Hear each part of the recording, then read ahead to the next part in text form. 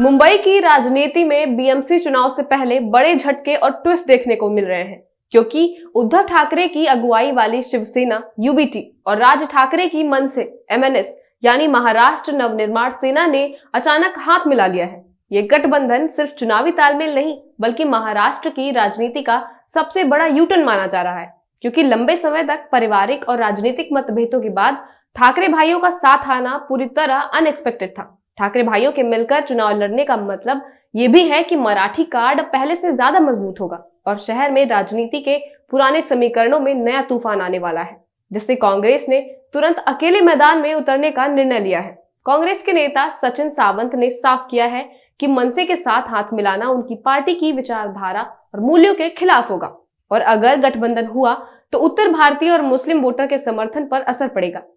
उद्धव और राज ठाकरे का ये गठबंधन 2019 के महाविकास अघाड़ी एमवीए के समीकरणों को भी हिला रहा है, क्योंकि उद्धव ठाकरे उस समय एमवीए के जरिए मुख्यमंत्री बने थे और अब बीएमसी चुनाव में मनसे के साथ चुनाव लड़ने का उनका फैसला एमवीए के भविष्य पर सवाल खड़ा कर रहा है। यही कारण है कि अगले कुछ दिनों में ठाकरे भाइयों के गठबंधन और सीट शेयरिंग पर स्थिति साफ होने की उम्मीद है।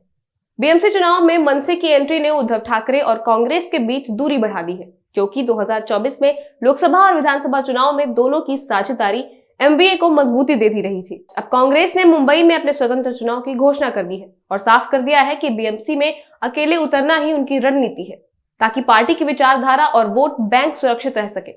शिवसेना के प्रवक्ता संजय राउत ने कहा कि कांग्रेस अकेले चुनाव लड़ना चाहती है और उनकी मनसे के साथ बातचीत फिलहाल रुक गई है, लेकिन शिवसेना बाकी नगर निगमों में कांग्रेस के साथ गठबंधन कर रही है अगर राजनीतिक समीकरण अनुकूल रहे। उधर एनसीपी और एसपी ने कहा कि वे एमवीए में बने रहेंगे, लेकिन मुंबई प्रमुख जल्द ही अपना अंतिम फैसला लेंगे, जिससे सस्पेंस और बढ़ गया है। इसी बीच कांग्रेस ने वंचित बहुजन आघाड़ी यानी वीबीए के साथ संभावित गठबंधन पर भी चर्चा शुरू कर दी है, जिसमें वीबीए को बीएमसी में 20% सीटें देने का प्रस्ताव रखा गया है। पिछले विधानसभा चुनाव में वीबीए के कारण कांग्रेस के 20 उम्मीदवार हार गए थे और अब कांग्रेस इस गलती से सीख लेकर बीएमसी में अकेले दम पर चुनाव लड़ने जा रही है। इस पूरे राजनीतिक खेल से ये स्पष्ट है कि बीएमसी चुनाव 2026 में मुंबई में राजनीतिक समीकरण पूरी तरह बदलने वाले हैं। ठाकरे भाइयों का गठबंधन, कांग्रेस का अकेले उतरना और वीबीए की संभावित एंट्री शहर की राजनीति में सस्पेंस, ट्विस्ट और नया ड्रामा लाएंगे।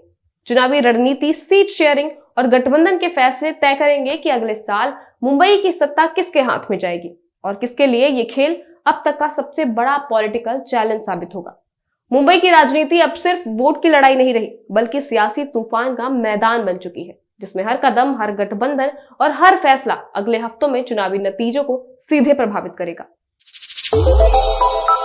श्रेष्ठ भारत पर खबरों से जुड़े रहने के लिए चैनल को सब्सक्राइब और लाइक करें, बेल आइकन दबाएं और देखते रहें श्रेष्ठ भारत।